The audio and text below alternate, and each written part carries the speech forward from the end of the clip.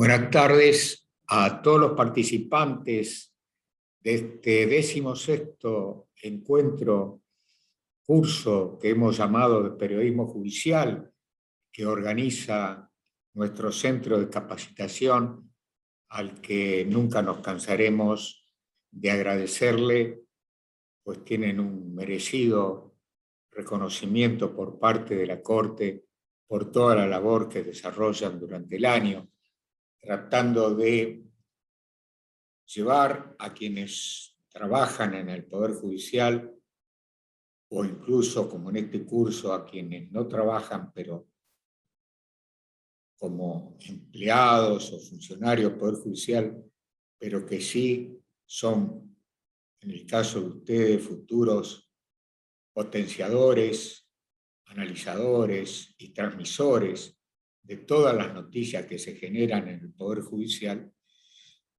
El centro de capacitación cumple la labor que la Corte le destacó en su momento, creemos de manera muy ponderable, llevando esos conocimientos que se transmiten en estos cursos y que tantos frutos luego dan. Este curso siempre ha tenido un plus, basado precisamente en la temática que encierra, porque acerca a dos actividades que la vida se ha encargado de potenciar en su presencia ante la sociedad, que es la actividad de la labor judicial y la labor del periodista.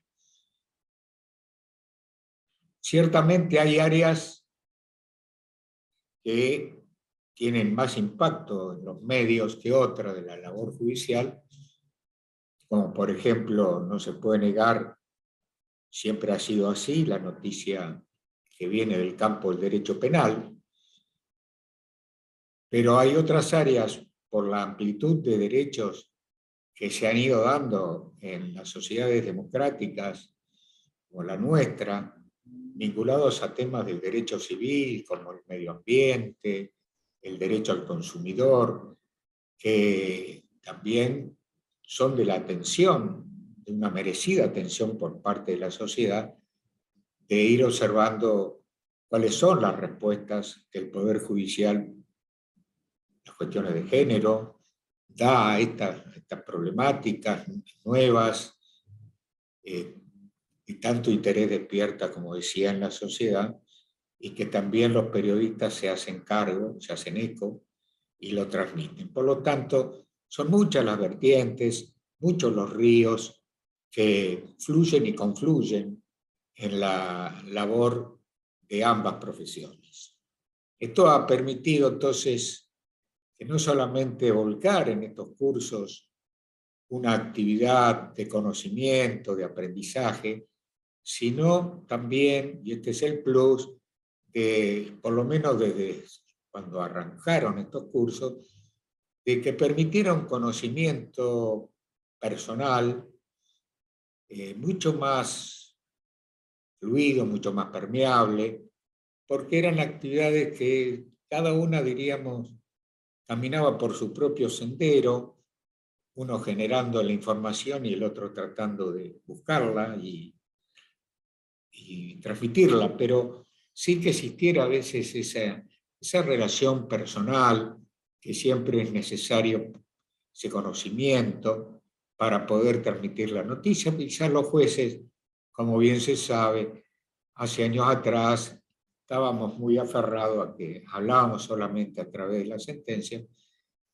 y el periodista sentía un poco esa distancia, y que motivó en su momento esa situación, el nacimiento de estos cursos de periodismo, para permitir precisamente que ambos protagonistas se conozcan más.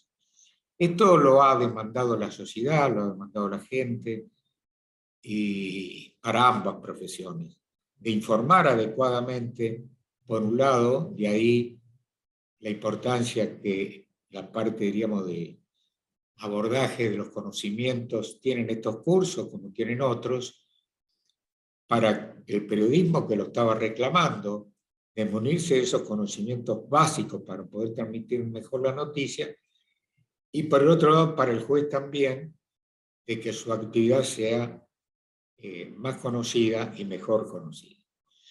Así que, en el fondo, yo creo, como tantas veces se ha dicho, que la propia sociedad se ha encargado de ubicar a las dos actividades en la necesidad de conocerse y comprenderse mucho mejor de manera recíproca en lo que busca cada uno.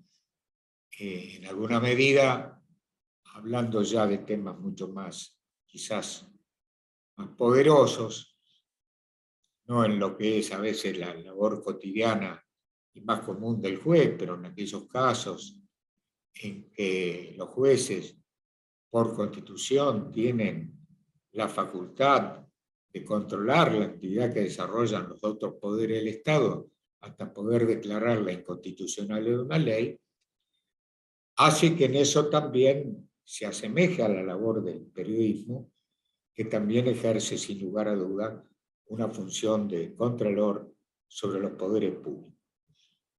Y sobre nosotros también, porque nosotros circulamos por esta sociedad, en muchos casos y en muchos círculos nos conocen la gente, y no nos viene mal también una suerte de mirada puesta en la labor nuestra, en nuestra actividad puesta todos los días, e incluso en nuestro propio accionar como ciudadano común en el marco de una sociedad. Así que yo personalmente creo que es propicio que tengamos esa suerte de control social. Sé que esta jornada no ha escapado a esos niveles de fundamentación que le dieron nacimiento, ha seguido siendo una ida y vuelta de conocerse, de aprender, de mirar cómo desarrollamos nuestra labor. Sé por quienes han estado trabajando, yo estuve en el curso en el momento de la apertura, pero en las jornadas que se dieron me han comentado de lo fructífero y bueno estuvo. Iban a cerrar con alguien que es un amigo del Poder Judicial en su conjunto en el país, pero destaco en particular la provincia de Santa Fe porque ha venido muchas veces y hemos tenido la oportunidad de estar con él en muchos encuentros, como es el doctor Zuleta Puseiro. No me cabe duda y descuento que por la valía de sus conocimientos, la profundidad que tiene sobre los temas que se vinculan al quehacer judicial y a la labor de los periodistas, son ambos métiers que él tiene una sapiencia muy particular, muy profunda, muy atinada, muy humildemente transmitida, que tanto sirve para aprender mejor. Así que les cuento que va a ser un cierre, si me permiten la expresión popular, a toda orquesta. Es lo que deseo además para ustedes, para el propio disertante.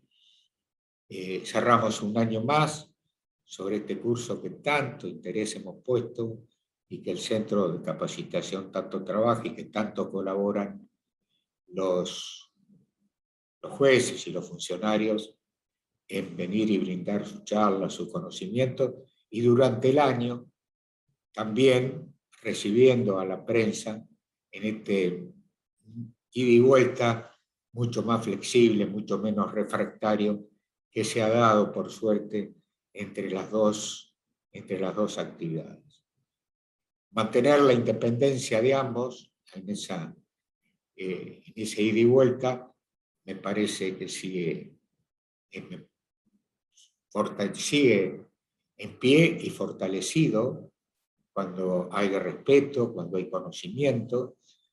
Es una labor que ambos requieren independencia, precisamente por los cometidos que tienen las dos, y porque además es la mejor manera de legitimarse para ambas profesiones frente a la sociedad. Las debidas fundamentaciones de parte nuestra, la información correcta por parte del periodismo y las críticas que se pueden dar en las alturas y los niveles adecuados, creo que legitiman a ambas. Y es saludable para la democracia y sobre todo es saludable para potenciar y vigorizar el sistema republicano de gobierno. No tengo más que agradecerle a los que participaron de una u otra manera como asistentes o disertantes, y desde la Corte, como presidente de la misma, transmitirles un mensaje de felicitación a quienes lo organizaron y a los que estuvieron participando. Y aprovecho ya, como está muy cerca el fin de año, a dejarle a todos un mensaje de un cierre bueno en un punto de vista profesional y personal, y que el año que viene esta pandemia no pretendemos, no podemos decretar nada, pero que ya nos permita ir acercándonos más nuevamente de manera presencial y ese contacto y esa mirada del cara a cara que es irreemplazable. Mi saludo, mis felicitaciones y muy buenas tardes. Muchas gracias y buenas tardes a todos. No sé cómo expresarles la satisfacción y el entusiasmo, el estímulo que produce venir a Santa Fe, aunque sea de manera virtual y a la distancia. No es la primera vez que he estado en estas jornadas, en el cierre o en la apertura, y siento hacia Santa Fe una muy profunda admiración. Santa Fe es un lugar extraordinario desde el punto de vista del pensamiento y de la acción por el sistema de justicia. No solo es el origen de nuestra Constitución, es un terreno de estupendas universidades, juristas, miembros de la Corte, procesos institucionales importantes. Santa Fe es una sede de editoriales, realmente es un lugar, hay en el país, creo, es un lugar central. De allí salen innovaciones, salen sobre todo personalidades, testimonios muy importantes en la vida nacional. Casi toda la gente que trabajamos en el derecho tenemos una gran admiración por la provincia de Santa Fe, sus instituciones, particularmente la Corte. Así que yo lo que quiero es, ante todo, agradecerles esta oportunidad y saludar a mis amigos de siempre, al doctor Roberto Faristoco, por supuesto, mi querido amigo Rafael Gutiérrez, a Daniel Herbeta, a Eduardo Spuller, a Mario Netri, a la querida María Angélica Gastaldi, los miembros de la Corte, y a todos los que han coordinado y hecho posible este curso. Yo me voy a limitar a saludar a la gente que más conozco en la coordinación, Nicolás Falkenberg y Martín Ortiz, porque están todas las personas que han hecho posible este curso, que es un curso descentralizado, tiene una cantidad y una calidad de participantes muy importante y es una expresión muy cabal de lo que es Santa Fe, lo que puede y lo que va a poder Santa Fe en el futuro en esta tarea imprescindible de resolver los problemas de la justicia en su relación con la sociedad. Mi curso va a ser un curso, una media hora, una hora de exposición, que va a ser seguramente inquietante, porque todo este curso ha sido una estupenda demostración de la capacidad que tiene el sistema de justicia para pensarse a sí mismo, diagnosticarse, identificar sus problemas y proveer soluciones o vías de salida.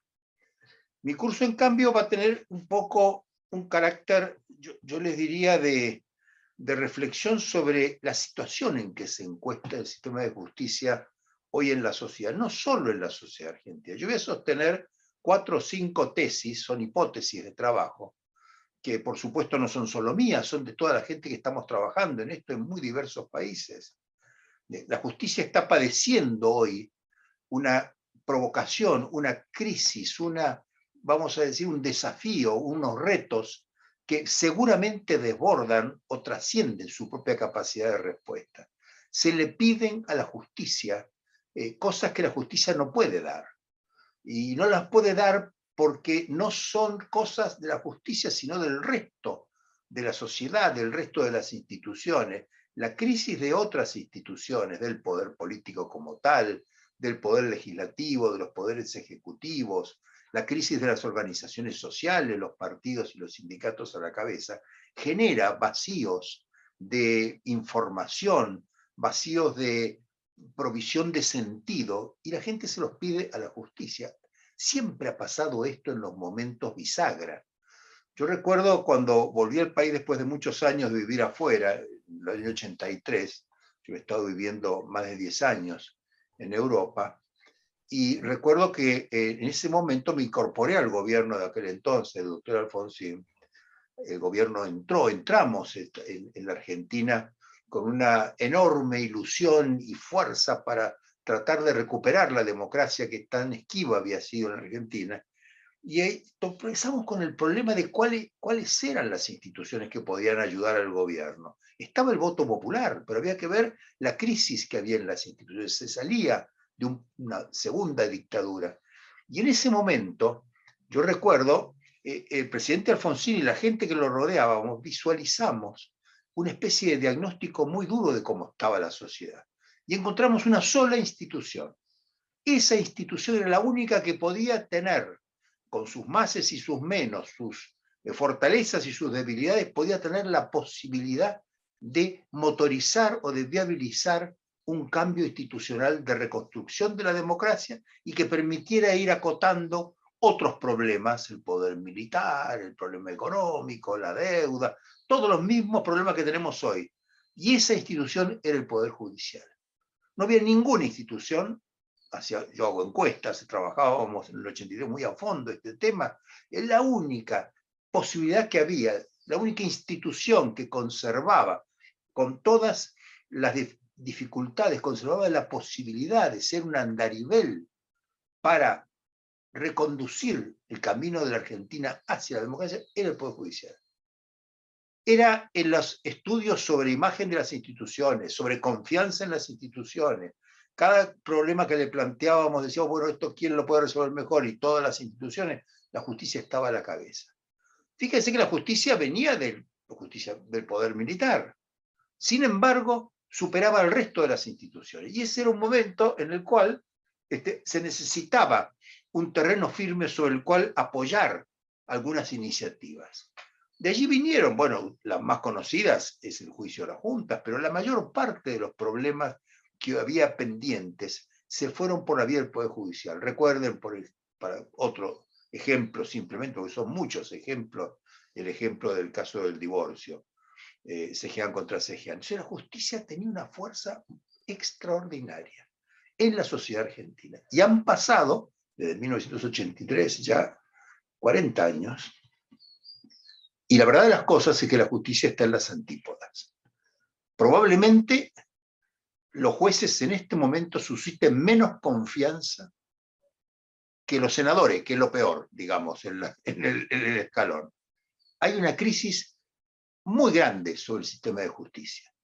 Y ustedes dirán, bueno, ¿cuál es la razón de esta crisis? Lo primero que hay que decir, voy a ir a estas hipótesis de trabajo, es que no es una crisis que se refiera solo a la sociedad argentina. Es una crisis que tiene que ver con todas las democracias, en cualquier estado en que se encuentre. Hay una crisis de la función judicial, pero una crisis diferente a la del resto de las instituciones, porque es una crisis de la institución que es visualizada, en primer lugar, con la última palabra, porque ha declinado el poder de la ley, es decir, los jueces debemos atenernos a la ley, debemos respetar las leyes. Bueno, precisamente lo está diciendo un poder que tiene el poder de declarar inconstitucional una ley. Es decir, se sabe perfectamente que detrás de la ley, de la soberanía popular y del ejercicio de esa soberanía por parte de los poderes públicos, estará siempre la justicia garantizando por encima de las leyes algo que tiene que ver con principios, valores, reglas, procedimientos. Otros podrían decir, bueno, no miremos a la ley, miremos los derechos y adoptemos una perspectiva de derechos para resolver los problemas sociales, los problemas del empleo, de la educación, de la, vamos a decir, de la igualdad de de condiciones, la lucha contra la discriminación, la recuperación del lugar de la mujer. Veamos una perspectiva de derechos, que sería distinta, o más o menos complementaria, y le podemos decir, mirá, una perspectiva de derechos supone, del otro lado, deberes, principios, reglas, procesos, procedimientos, arbitrajes. Es más complejo, y solo el sistema de justicia está en condiciones de hacerse cargo de estos problemas. Primera tesis, entonces, tenemos una crisis de gobernanza, una crisis del gobierno en general, que abarca al poder en su conjunto. Vivimos una revolución desde la demanda, ya no desde la oferta. Las revoluciones históricamente fueron cosas de la oferta, la ideología, la utopía, el programa, la causa, el movimiento, el líder, la plataforma. El poder ofrecía a la sociedad una línea de solución, y la sociedad elegía, votaba, organizaba el poder, contribuía a través del voto popular o del consenso a la articulación de la respuesta. La oferta venía desde la oferta, desde el poder político. La revolución actual es que la fuerza del cambio viene de la demanda. Son los ciudadanos los que tienen los proyectos, los que tienen el motor para demandar y para situar al poder político en un camino de no respuesta. Esa revolución social que viene de abajo, me parece que elige al Poder Judicial como el canal de expresión. Entonces, la primera hipótesis es la de que esto es una crisis de confianza en las instituciones, de credibilidad, de conocimiento y de interpretación del papel de las instituciones, pero que encuentra a la justicia en un estado de crisis precisamente porque de todas las instituciones que están en crisis, es la justicia la única que era vista con la posibilidad de hacerse cargo de esa crisis, y la justicia es la que está fallando. El segundo elemento es que esta crisis es global y es estructural y es de largo plazo. No la solucionamos mejorándonos nosotros en los procedimientos, cogiendo gente más capaz, vamos a decir, simplificando los problemas y diciendo vamos a hacernos cargo de 4 o 5 reformas que nos pongan en el buen camino. No, no, es una cuestión mucho más global, porque se refiere al derecho en su conjunto. Es estructural porque tiene que ver con el papel que el derecho tiene en la sociedad, y los jueces como operadores del derecho, y sobre todo es de largo plazo, porque están fructificando, vamos a decir, respuestas de corto plazo en problemas que son de largo plazo. Entonces es difícil que nosotros a través de soluciones inmediatas podamos garantizar los largos plazos. La política en general y el gobierno en particular, los gobiernos en particular, han perdido la capacidad de exigir sacrificios y paciencia inmediata en nombre de respuestas o soluciones inmediatas. La sociedad es una sociedad impaciente, indignada, no preparada para que le prometan nada. Y el derecho es una respuesta de largo plazo, de muy largo plazo. No es una respuesta inmediata. El otro punto que voy a tratar de demostrar es que la idea básica es que las condiciones del derecho, de la justicia y de los actores de la justicia declina porque declina también el papel que puede tener frente al orden político, al orden social. La base de la fuerza del sistema de justicia era la primacía de la ley, el Estado de Derecho. La ley era expresión de la voluntad general, la ley era expresión de la razón, la ley era el instrumento para transformar la sociedad del antiguo orden a la revolución democrática. Y es la ley la que está en crisis. Entonces, cuando se pregunta ¿y por qué la gente no obedece las leyes? ¿Por qué no se resignan las leyes? ¿Por qué desprecia las leyes? ¿Por qué de alguna manera transgrede las leyes?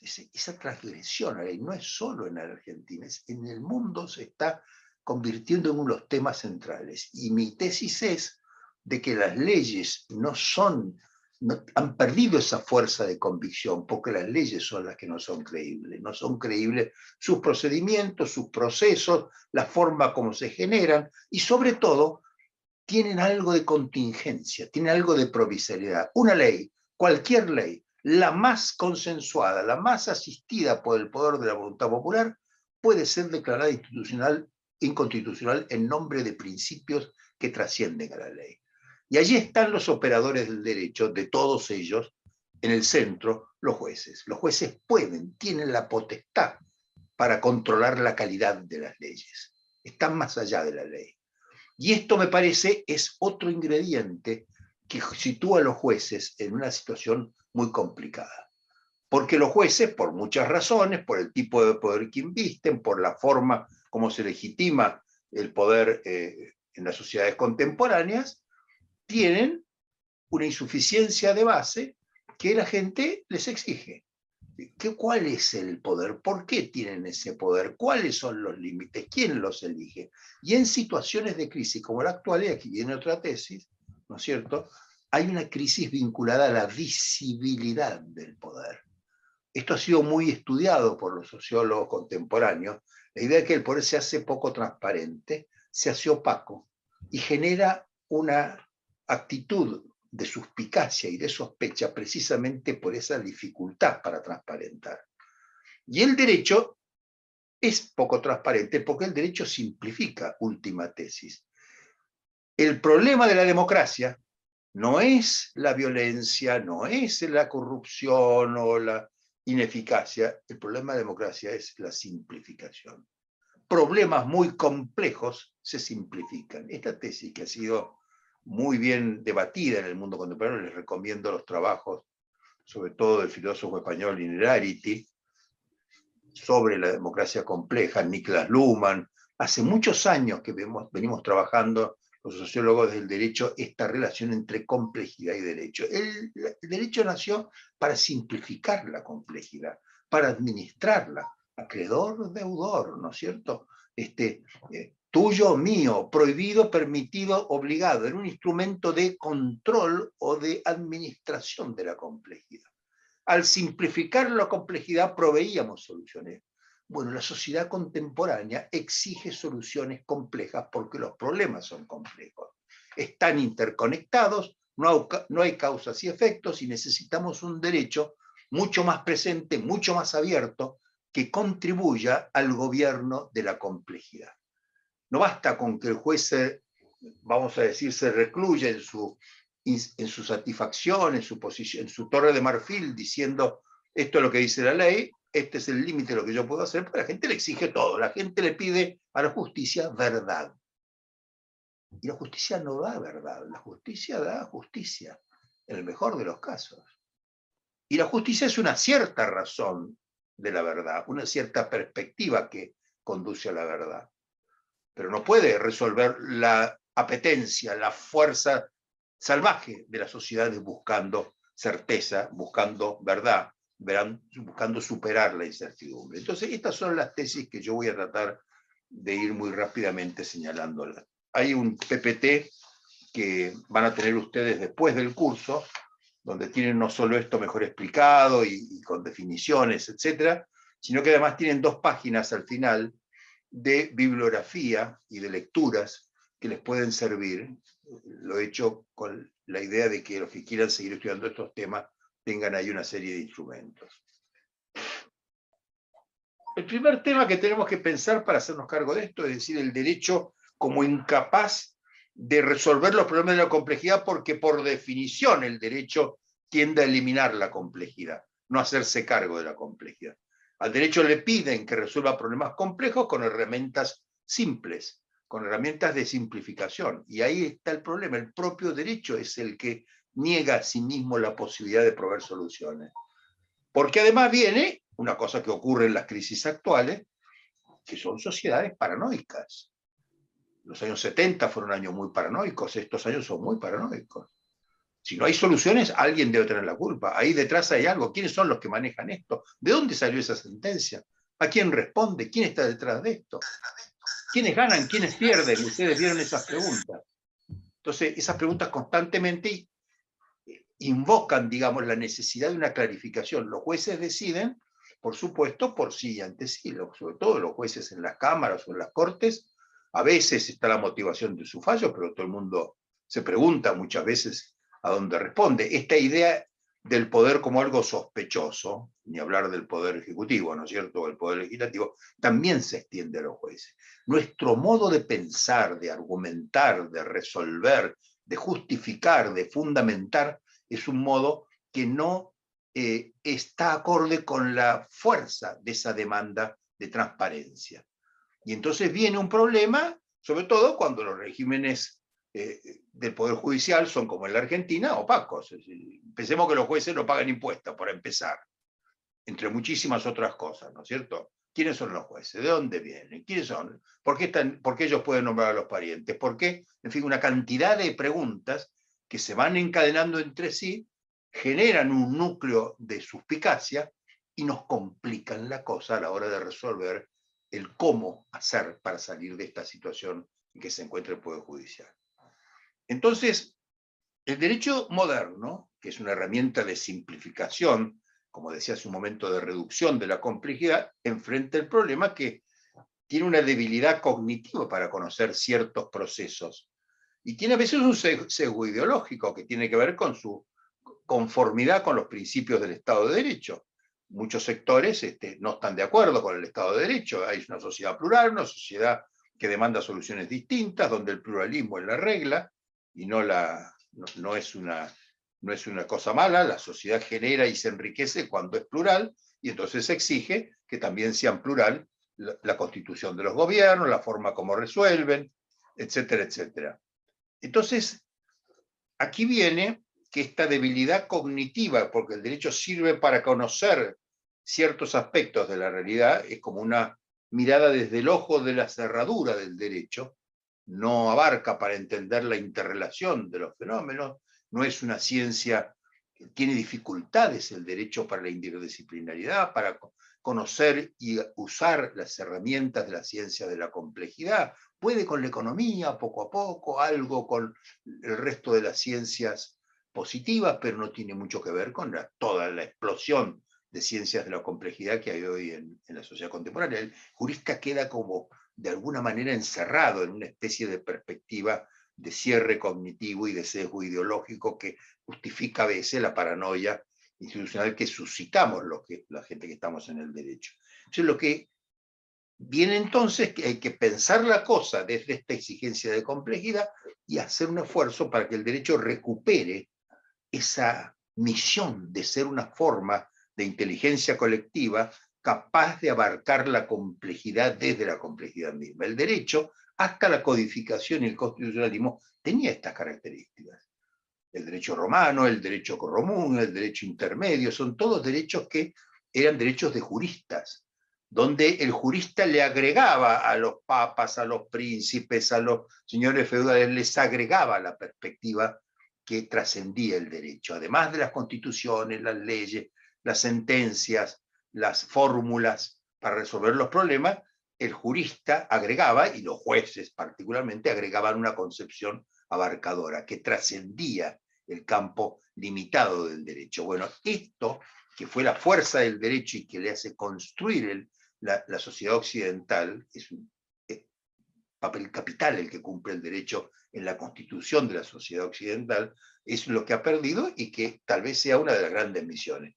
Fíjense ustedes en este momento, en el caso europeo, después de la pandemia, la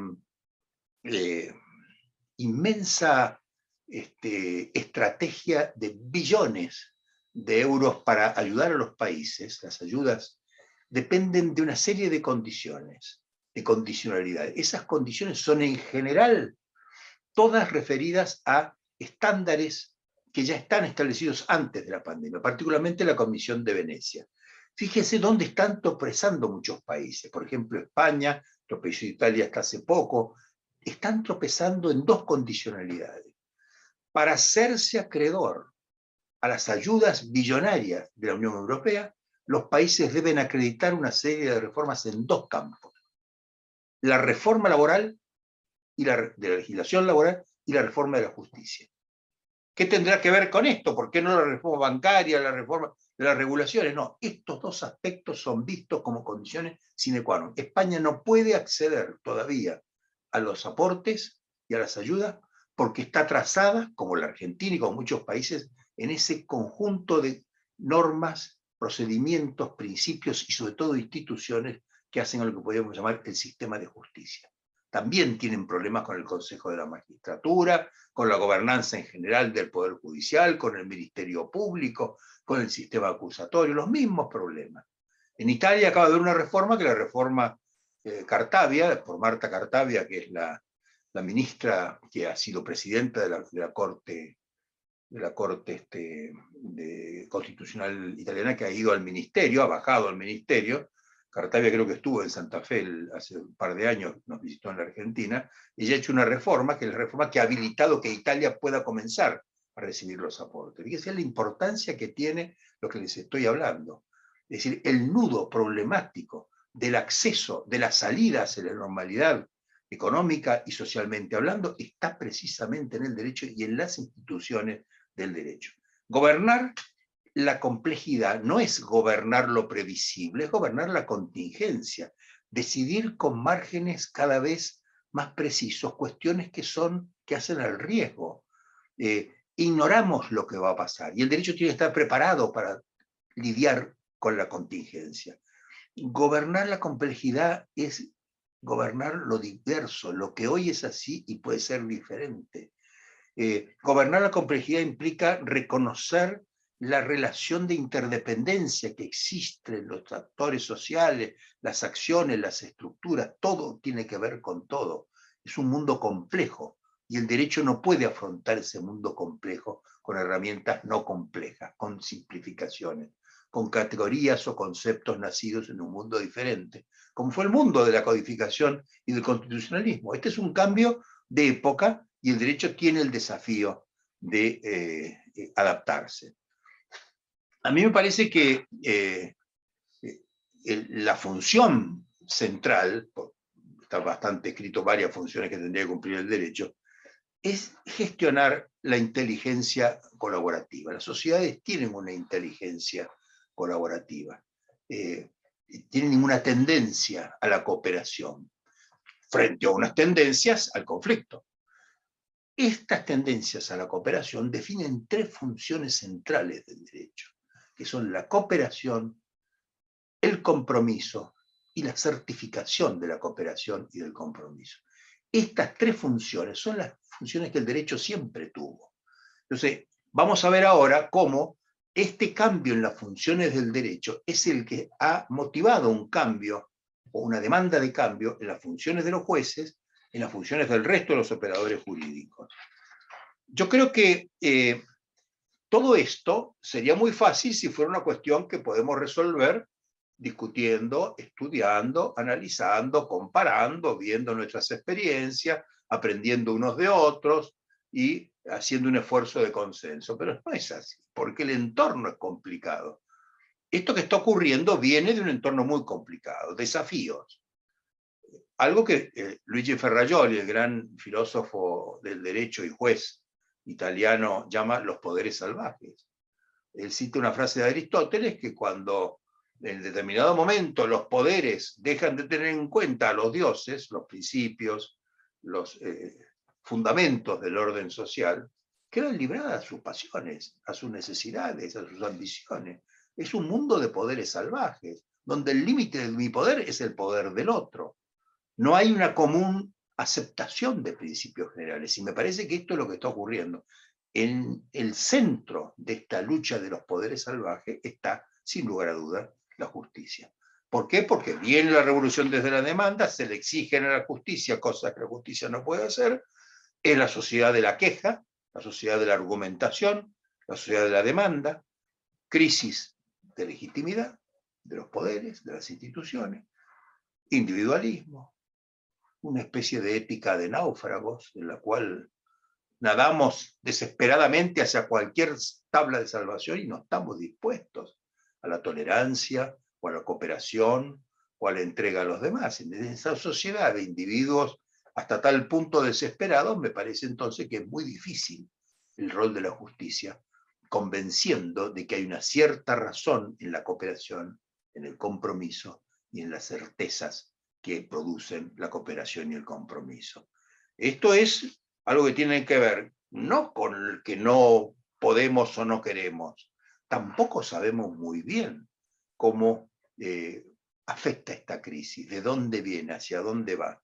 Eso hace además que se judicialice la vida social y que la vida judicial se politice. Gran tema que ustedes han estudiado seguramente a fondo en este curso. ¿Cuáles son las fuerzas que producen esto? ¿Qué procesos nos superan, nos desbordan y que no podemos resolver, que tendríamos que tener en cuenta? Por lo pronto, yo llamo eso las fuerzas motrices, que convergen sobre el caso del derecho y producen un nudo problemático que de alguna manera hay que cortar, ya veremos cómo.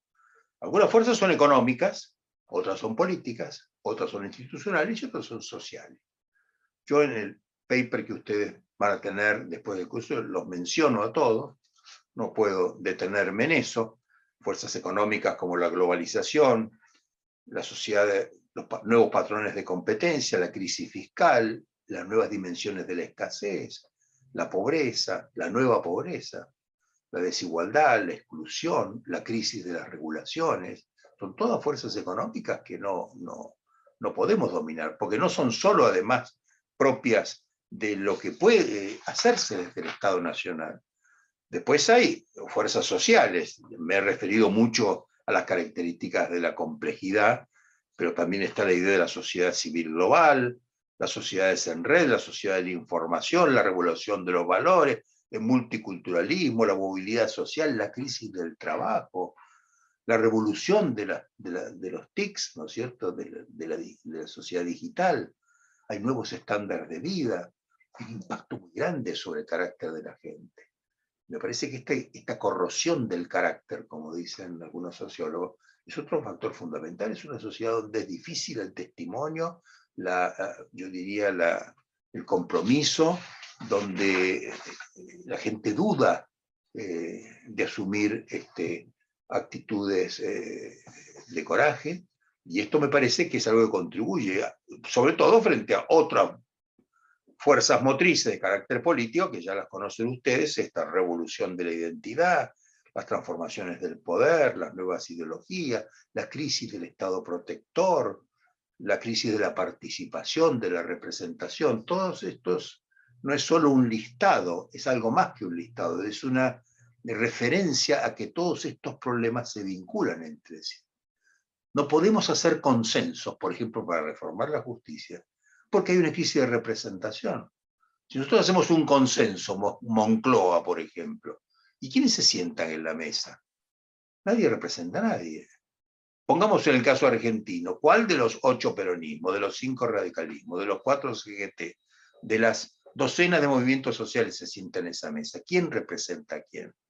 Entonces, la crisis de representación, que tiene que ver con la crisis de participación y crisis de liderazgo, genera una crisis de compromiso, de coordinación, y entonces impide la búsqueda de soluciones consensuadas. Entonces, no es que no le guste al ego de los dirigentes, es que no hay estructura de representación. Por eso ustedes busquen en el mundo, no lo hagan ahora, esta noche, conversen, si alguno encuentra algún caso, escríbame por favor, donde se estén haciendo pactos, como eran los pactos de los años 80, las Moncloas.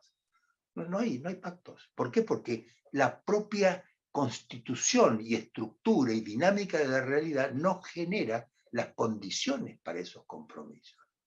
¿Y cómo vamos a hacer entonces? Y bueno, vamos a tener que llamar al derecho para ver qué nos dice el derecho. En el 2017 el Banco Mundial produjo un informe que es obligatorio, que se llama Governance and the Law, el gobierno y la ley, y el derecho, que está en castellano también, donde responde al siguiente origen.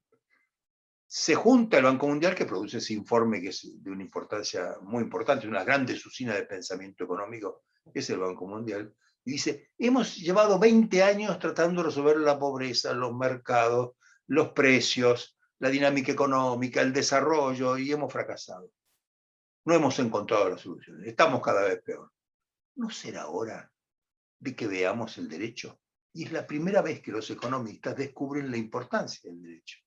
Y cuando van al derecho, es un volumen muy interesante que lo vean si pueden, van a ver que el derecho que descubren no es el derecho el derecho penal y el derecho civil y el derecho comercial, el derecho contemporáneo. Descubren el derecho en lo profundo. Descubren la cooperación, descubren el compromiso, descubren la certificación, las funciones tradicionales del derecho. Y señalan que no puede haber un desarrollo económico, una recuperación de la estabilidad económica. En 2017, esto han salido de la crisis del 2008 de Lehman Brothers, ¿no es cierto? No puede haber soluciones sin encontrar un instrumento, y ese instrumento es el derecho. No el derecho que practican los juristas todos los días, sino el derecho profundo, el derecho que construyó el Estado moderno, el derecho que puede construir una nueva idea de la globalización. Esto, ni que hablar, tiene una importancia muy grande, una repercusión muy grande sobre los roles nuestros. Las nuevas funciones del derecho implican nuevas imágenes del juez, nuevas fuentes del derecho, nuevas ideas sobre la interpretación y la aplicación del derecho, nuevas formas de argumentar en derecho. Sobre todo, le da al derecho una perspectiva que no siempre había estado presente, que es una perspectiva institucional. No vamos al derecho buscando solamente personas íntegras, capaces, que razonan y que tienen una técnica de resolución y de producir esa inteligencia gubernativa. Vamos buscando otra cosa. Vamos buscando procesos, procedimientos, legitimaciones a través de los procesos. No buscamos el resultado, buscamos el proceso. Ahora, ¿dónde están entonces los puntos de ruptura? Entre el derecho y la sociedad, entre la confianza y la desconfianza, entre la seguridad jurídica y este mundo de incertidumbre. En algunos puntos de ruptura. Yo me hubiera gustado darle más tiempo a esto, pero lo dejo indicado en el paper, los detalles. Señalo algunos puntos de ruptura que están en la agenda que tenemos por delante quienes estamos en el sistema de justicia. El primer tema es la corrupción. Es decir, no conoce el mundo moderno ni contemporáneo una importancia tan importante de la corrupción y de la falta de transparencia, porque eso hace la falta de visibilidad, y de la falta de visibilidad a la paranoia, y de la paranoia a la falta de credibilidad y a la desconfianza sistémica. El otro tema, que es un tema en todas las democracias, no solo en la Argentina, es lo que el Papa llama el lawfare, la guerra a través del derecho. El derecho se convierte no solo en la herramienta de estabilización y de construcción de certezas y de diseño de soluciones colaborativas en la sociedad. El derecho se convierte en una herramienta de lucha, una herramienta adversarial de unos y de otros. La guerra a través del derecho convierte esa herramienta en algo exactamente opuesto a lo que fundamentó la existencia y la importancia de esa herramienta. Este tema del lawfare, el Papa lo comienza y después se difunde en los gobiernos, hay lawfare desde todo el punto de vista. Es un tema mundial, la guerra a través del derecho. Lo que la política no puede, los límites que la política tiene, porque tiene algunos límites un poco mafiosos sobre la política. Bueno, a través del derecho no hay límite. Vamos a destruir al adversario, vamos a descomponerlo, vamos a destrozarlo, y vamos a hacerlo a través de cómo funciona. Es decir, el derecho más los medios de comunicación, más la reputación, y eso como instrumento al cual no llegan las campañas electorales. Las campañas electorales nunca podrían llegar al nivel tan drástico que llega la guerra a través del derecho. Esto influye en la crisis de la división de poderes, cierta involución populista de la representación, la idea de que la representación está rota, y entonces esperamos nuevos mesías, nuevos anunciadores de un mundo sin compromisos, porque el principio del nuevo mesías, del nuevo presidente o del nuevo emperador es, ya saben cuál es, la historia me absolverá. Yo no estoy sometido a las leyes, no se me aplican. Yo tengo que hacer transformaciones y la historia me absolverá. Ahí desaparece el derecho. Entonces esta involución populista de la representación tiene que ver con la división de poderes, tiene que ver con la crisis de la última palabra que tenía el derecho. Pues la crisis de la última palabra es que los jueces van a decir que la ley es inconstitucional. ¿Y quiénes son los jueces? ¿Se dan cuenta la profundidad que tiene el fenómeno, el desafío que tenemos por delante? Son nuevas formas de legitimación social y, sobre todo, nuevas formas que tiene el poder mediático. Porque los medios ya no son los periodistas que nos vienen a preguntar a la salida del juzgado, tienen la sentencia, tomar la copia, tal cosa. ¿Me podrías explicar el fallo? No, no hay esos periodistas. Lo que hay son los medios, las redes sociales. Los medios, todos, sin excepción, tienen dueños, y los dueños tienen posiciones políticas. Pero no en la Argentina, en cualquier lugar. Google o Amazon compran el New York Times y el Washington Post. Los medios son comprados por las grandes empresas de redes sociales y también por los políticos. En las provincias argentinas, como en las provincias españolas o italianas o alemanas, los dueños de los medios son políticos. Entonces, se nos está armando, como ven ustedes, un frente de batalla donde el derecho deja de ser aquellas funciones tradicionales, un factor de control social, un instrumento de disciplina, la medida de nuestros derechos y nuestras obligaciones, una herramienta para satisfacer o resolver los conflictos, una institución que administra el monopolio de la coacción. Son todas funciones tradicionales, ¿recuerdan? Bueno, las funciones que pasan a ser críticas, que pasan a ser debido a muerte, son, como les decía, consenso, concertación, compromiso, cooperación. Le pedimos al derecho que haga ciertas cosas que en otros tiempos lo hacían otras instituciones. Es el derecho el que tiene que deliberar, es el derecho el que tiene que fundamentar, el que da razón, el que tiene que investigar perspectivas de solución, que tiene que integrar, arbitrar. Y eso le da una importancia creciente a los Marx. ¿Qué son los Marx?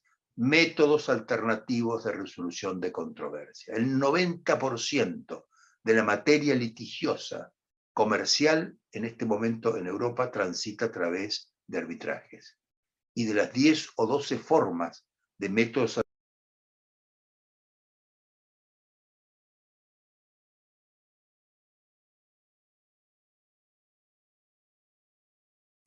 Tiene que activar el micrófono. Sí, me silenciaron. Dice que el administrador me ha silenciado. Ya está. ¿Me escuchan? Perdón. Entonces, los métodos alternativos de resolución de controversia, que es el otro derecho, pasa a ocupar de modo creciente el lugar del derecho formal. El desarrollo de los métodos, que no son solo el arbitraje o la conciliación o la mediación, hay muchísimos métodos que pasan a ocupar un lugar central.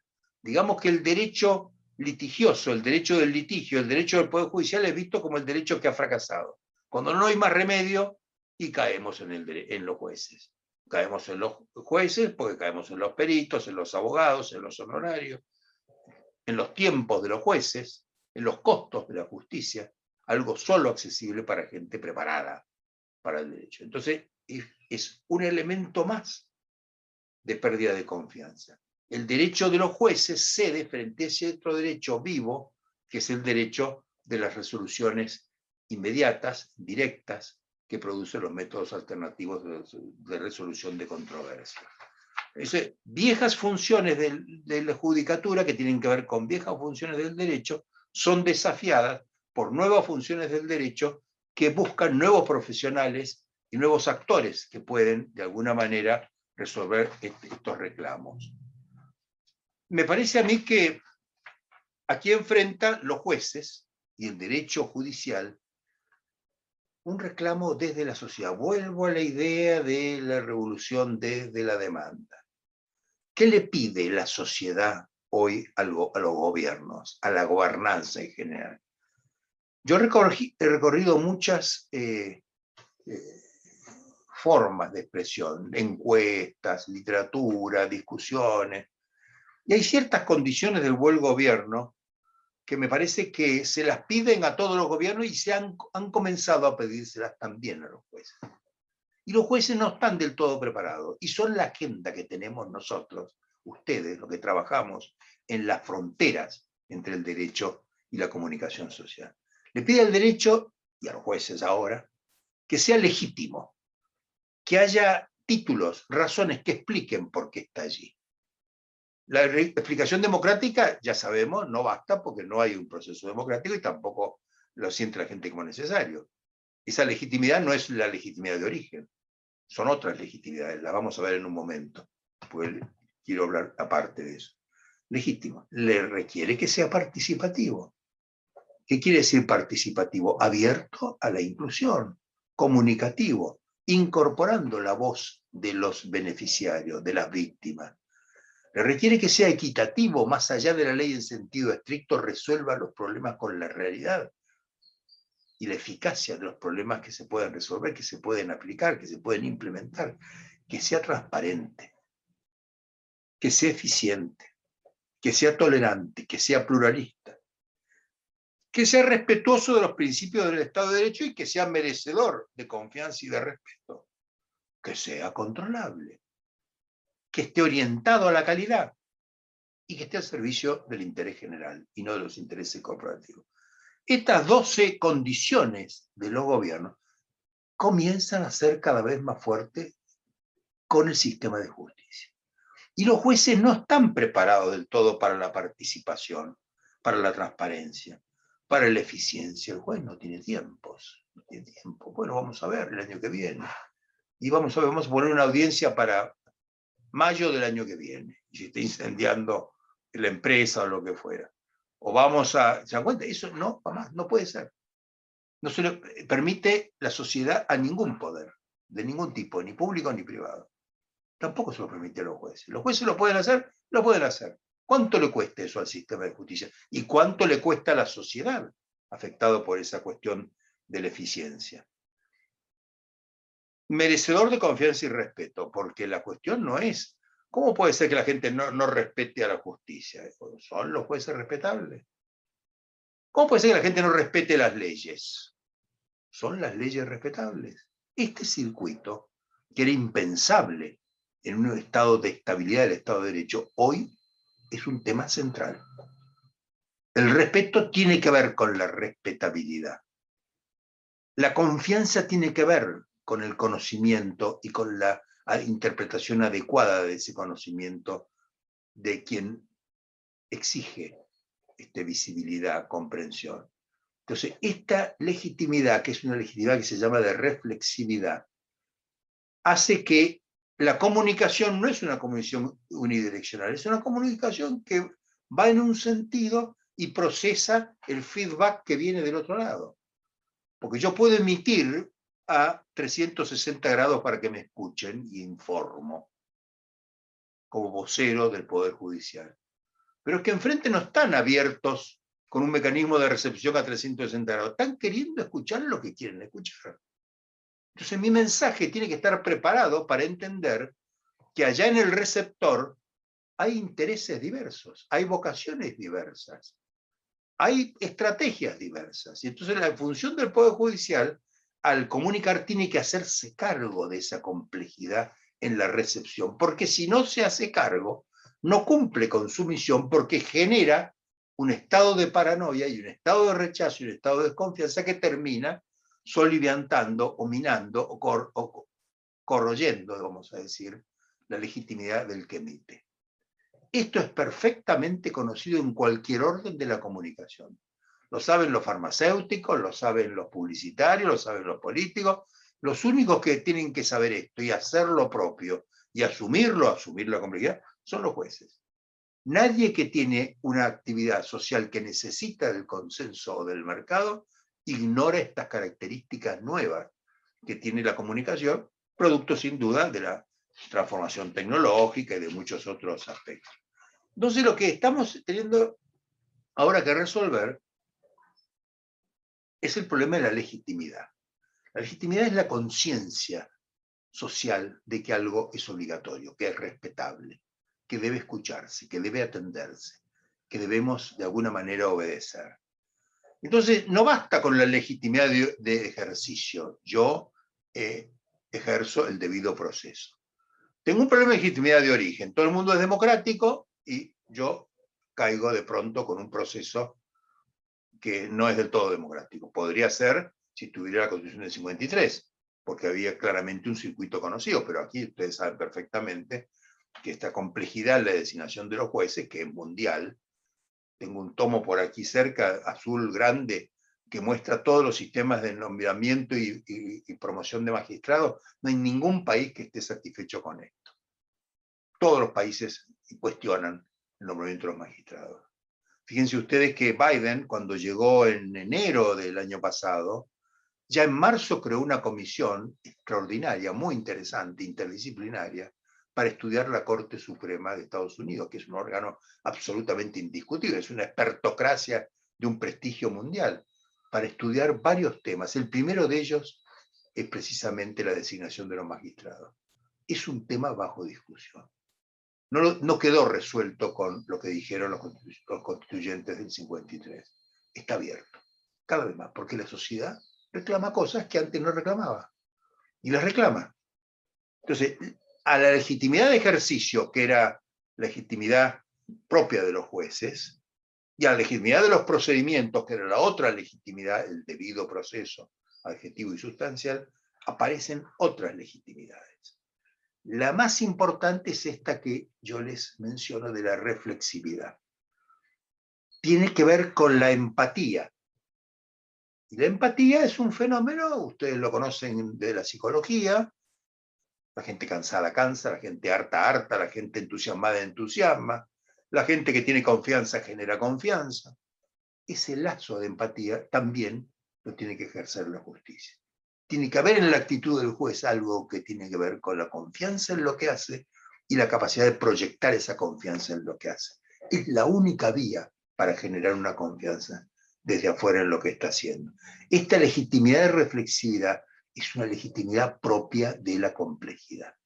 No lo conocíamos allá en la modernidad cuando Napoleón hace el Código de Napoleón o las constituciones del siglo XIX, porque estaba el poder del Estado Nacional y allá estaba la democracia armándose. Hoy no. Son sociedades complejas, revolución desde la demanda.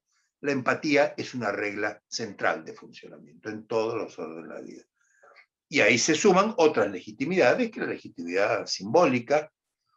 Uno puede decir, bueno, fulano ha hecho una decisión de acuerdo a derecho, conforme a los procedimientos formales y sustanciales. Se ha tenido perfectamente a los protocolos que rigen su actividad profesional. El resultado es un resultado que conviene a todas las partes. Todos ganan, todos resuelven. Es un fallo equitativo, independiente. Pero ¿saben qué? No me cierra, dice la gente. No me cierra. ¿Y qué no te cierra? No me cierra. Algo no me cierra. Algo pasa. Y ese algo pasa tiene que ver con ese estado de suspicacia. Y también es un tema importante. Porque una resolución que tenga todos los atributos de la legitimidad formal, procedimental, de ejercicio, de origen, incluso de flexibilidad, le faltan ciertos aspectos que tienen probablemente que ver con la legitimidad simbólica que generan una desconfianza. No es una cosa para cualquiera, de ahí la importancia de todos ustedes de los cursos que están haciendo, porque ahí es donde se aprende la diversidad y la enorme complejidad de lo que estamos manejando. Tenemos que ser capaces también, además de ser parecer, y generar una estructura simbólica que conecte con las demandas, los requerimientos, los temores, los miedos, la suspicacia. Termino con una idea de cosas que le están pasando a los medios y a los jueces. Y vamos a ver cómo con este inventario podemos ir a alguna conclusión. Por el lado de los medios, la politización de los medios, la concentración de los medios, el desarrollo exponencial de las tecnologías de los medios, la alianza de los medios con los sectores económicos y financieros, la militancia de los medios, y los medios como líderes de la oposición. Ustedes dicen, ¿quién es la oposición en la Argentina? Los medios. No son los opositores. Los opositores repiten lo que dicen los medios. Lo mismo pasa en Estados Unidos, y lo mismo pasa en Europa, en cualquier lugar. Los medios son la disidencia. Los medios son la disrupción. Los medios están siempre opuestos al poder y esa es la fuerza de los medios. ¿Es buena o es malo? Es la fuerza de los medios. Tiene aspectos positivos, tiene aspectos negativos. Pero esta adopción de los medios del rol opositor es fundamental. El medio está esperando el hombre que muerde a un perro, no el perro que muerde al hombre. Eso es viejo como los medios mismos, pero es muy importante. Hay en los medios una búsqueda de la disrupción. Y la comunicación como un campo de batalla. La comunicación es un campo de batalla. Entonces, ese campo de batalla, entre los muchos escenarios de la batalla, está el escenario judicial. No hay ningún otro tan propicio para esa batalla permanente. Si ustedes miran cualquier diario, yo no me voy a meter ahora con los diarios de Santa Fe porque los quiero mucho y son muy amigos, pero vería mis diarios, Nación, Clarín, Página 12, Perfil. Bueno, de cada 10 páginas, 8 son conflictos. Son conflictos judicializados. Fíjense, van desde el deporte hasta la moda, desde Wanda Nara hasta el Fondo Monetario, todo es conflicto y conflicto judicializado. Toda materia de ustedes, los que han hecho este curso. Toda es materia.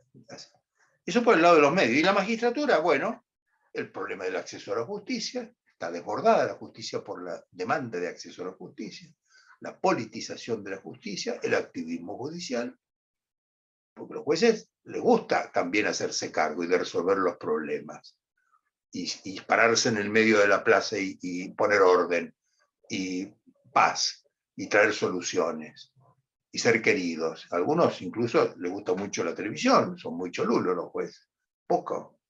Sujeto social está en cholulo con los jueces, como los jueces.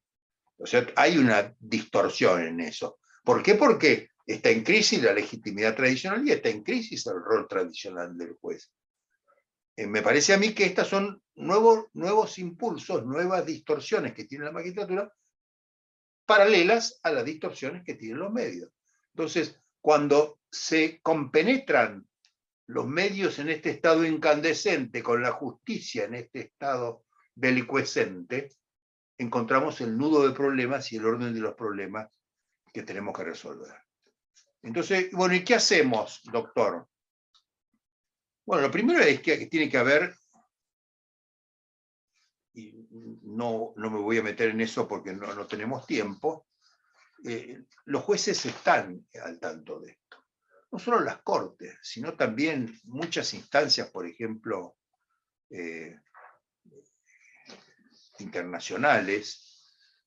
Les recomiendo, por ejemplo, el documento que las conclusiones se las pongo en el paper que ustedes van a recibir, de la Comisión Iberoamericana de Ética Judicial. Eso es muy interesante. Ellos están siguiendo con dictámenes muy profundos toda la cuestión de medios y comunicación. En el 2018, ellos emitieron una serie de principios, consideraciones éticas acerca del relacionamiento entre los jueces y los medios de comunicación, que sigue siendo de una utilidad extraordinaria. Eso sale cuando comienza la hora de discusión sobre el lawfare.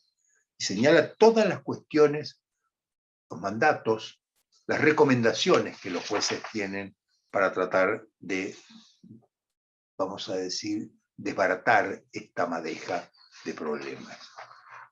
Si tuviéramos que decir cuál es la estrategia para hacer eso en la Argentina, yo pienso en lo siguiente. Primero, tenemos que asumir la complejidad. Las cosas no son simples y no solucionamos nada simplificándolas. Tenemos que hacernos cargo de la complejidad. Tenemos que hacernos cargo que los modelos, los conceptos que tenemos son insuficientes.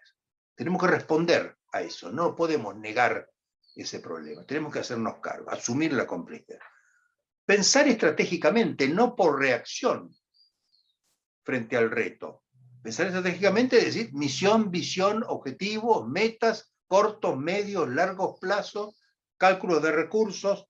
La estrategia es fundamental. Pensar estratégicamente es muy distinto de pensar adversarialmente. Dado el reto, va la respuesta. Los jueces están acostumbrados a pensar por casos. Les cuesta pensar estratégicamente. Resuelven problemas. Casi nada, ¿no? Si lo resuelven. Pero me parece que esto de pensar estratégicamente es una cosa que los jueces deben aprender, y lo deben aprender a través de ustedes, que son funcionarios, empleados en el Poder Judicial, que están en las áreas estas que estamos hablando. Tenemos que ayudar a que los jueces piensen estos problemas de la complejidad de un modo estratégico, no puramente reactivo. Otro punto, asumir la función gobernativa. Los jueces gobiernan. No es una función que allí están los gobiernos y nosotros arbitramos o resolvemos los problemas simplemente. Tenemos una función gobernativa. Producimos respuestas concretas a problemas concretos, pero dentro de principios de procedimiento que son universales, que abarcan todo el poder político. Tenemos una función gobernativa, tenemos la posibilidad, la necesidad de fijar hacia dónde vamos, indicar la luz al final del túnel. Y esto implica, por un lado, recuperar una visión crítica del derecho y de la justicia. Estamos obligados a la crítica y obligados a la disidencia, y muy a fondo tenemos que hacernos cargo de redefinir constantemente el sentido de la independencia judicial.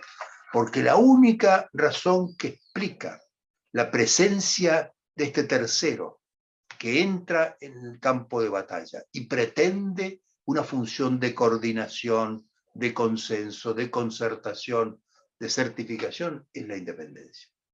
Si no tiene una independencia que tiene que compatibilizarse con su vocación, con su propia ideología, con sus ideas, su compromiso, su extracción social, todo eso debe complementarse.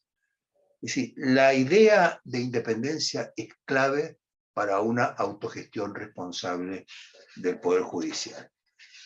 En primer lugar, entonces, eso implica, para hacer realidad ese es su objetivo, implica, en primer lugar, tenemos que tener diagnósticos de cómo ocurren los problemas. La justicia no está sobrediagnosticada, nos faltan diagnósticos. Busquen ustedes, y encontrarán estadísticas, y las estadísticas no dicen nada. Tenemos que hacer una cosa muy importante, que son los diagnósticos participativos que están en la base de cualquier plan estratégico. En segundo lugar, tenemos que contextualizar. Los problemas de la justicia no son ajenos al resto de los problemas. Si nosotros no asumimos esta tarea de contextualizar, no entendemos nada, porque resolvemos con herramientas simples cuestiones complejas. Tercer tema, tenemos que innovar. Es decir, en este área que estamos, que es la relación entre prensa o medios y justicia, en cada lugar le llaman distinto. Es ridículo hablar de prensa en la era de las redes sociales, ¿no? Pero suele ser el nombre que le ponen los jueces. Ahí estamos obligados a innovar. Innovar, estar muy atento a la recepción de las nuevas formas de la comunicación en el campo de la justicia. La otra cuestión que tenemos que hacer es liderar. Evidentemente, estos centros de información, estos SIG, como le llaman en la Corte, tienen una función de liderazgo. La gente va constantemente buscando orientación. Liderazgo, me refiero no personal, liderazgo institucional. Hay que darle prestigio a esta función. Hay que darle prestigio y construir y trabajar todos en red para construir ese prestigio. Es decir, la sociedad tiene que saber que en este lugar del Poder Judicial hay diagnóstico, hay innovación, hay visión estratégica, hay responsabilidad, hay construcción de empatía. Lo otro es más difícil, necesitamos una estrategia de shock. Si nosotros modestamente lo que hemos empezado es hacer una gacetilla que se la mandamos a los medios, la mejoramos, nos acostumbramos, vamos poco a poco, probablemente no baste. Necesitamos hacer cosas que tengan algo de shock para que la gente advierta, bueno, ahí hay una reacción en el Poder Judicial. Esto es nuevo. Los jueces lo van a entender y lo van a acompañar. Si no lo acompañan, ahí está la red de todos para hacernos fuerte en esta cuestión. Por último, porque esto al fin y al cabo es una política social, tenemos que acostumbrarnos a evaluar y a monitorear lo que hacemos. Una política, como la política comunicacional, que no está evaluada no es una política, parece que es una política. Necesitamos monitoreo, necesitamos seguir las cosas que hacemos y los resultados, para corregir el rumbo cuando no acertamos y para profundizar cuando hemos acertado. Tenemos que tener una línea de base, cómo estamos, indicadores realistas para hacer las cosas que podemos hacer. Hay cosas que no podemos hacer. Ahora, entre todos podemos hacer más cosas, muchísimas más cosas de lo que podemos hacer individualmente. Y cierro entonces esta exposición diciendo que no podemos olvidar que el Poder Judicial está sometido, como les dije hace un momento, a los mismos indicadores de cualquier otra forma de gobierno, pública o privada. Los mismos indicadores. Es decir, nosotros le hemos agregado esos principios que dije, ahora al final, con todo lo que hemos hablado, el poder, para ser visualizado como un buen gobierno, un buen poder, además tiene que ser comunicativo, legible, y después participativo, equitativo, eficiente, tolerante, respetuoso, controlable, orientado a la calidad, al servicio de interés general. Empieza, en el caso del Poder Judicial, por ser comunicativo y ser legible. Si no somos legibles, si la gente no puede leer la gramática del derecho, de nuestras soluciones y de nuestros procesos y procedimientos, la paranoia social nos va a elegir siempre como chivos expiatorios. ¿Por qué? Porque tenemos la última palabra. Y porque tenemos la última palabra, tenemos también la más importante de las responsabilidades. Bueno, yo he pasado por un listado muy largo y complejo de problemas. No les he traído ninguna solución, les he descrito un problema. Les he dicho que este no es un problema del Poder Judicial de la Argentina, es un poder del Poder Judicial como tal, y además de ser un problema del Poder Judicial como tal, es un problema de la idea de gobierno en su conjunto. Las democracias no están funcionando porque las democracias tienen problemas de legitimidad, de legibilidad, de, vamos a decir, credibilidad, y tienen una incapacidad profunda para volver a generar ese factor central en la sociedad contemporánea, en cualquier sociedad, que es la confianza. Tenemos una cuestión de confianza, y la confianza es un problema complejo, en un entorno complejo, y que solo puede ser enfrentado con herramientas y actitudes también complejas.